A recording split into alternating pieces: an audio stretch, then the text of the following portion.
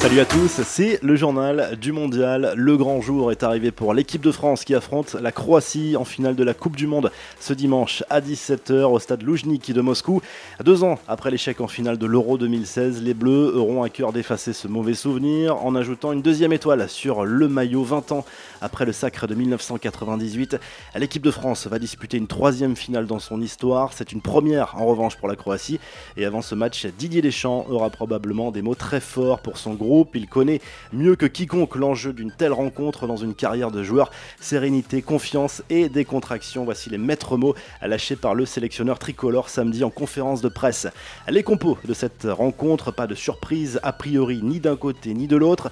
Didier Deschamps devrait reconduire le même 11 que face à la Belgique devant Lloris, Varane, Umtiti, Pavard et Hernandez, Kanté, Pogba et Matuidi au milieu de terrain, Griezmann, Giroud et Mbappé devant. Du côté croate, Ivan Perisic devrait pouvoir tenir sa place contre l'équipe de France malgré des douleurs à la cuisse. Le doute subsiste en revanche concernant la titularisation d'Ivan Strinic au poste de latéral gauche.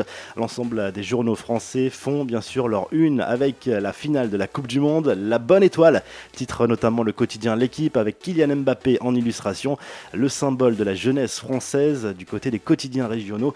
Même son de cloche, tout le monde est bien évidemment derrière les Bleus. La Belgique, elle, a finalement décroché la 3e place de ce mondial 2018 en dominant l'Angleterre 2-0 dans la petite finale samedi grâce à Thomas Meunier et Eden Hazard qui ont permis aux Diables Rouges de terminer la compétition sur une bonne note.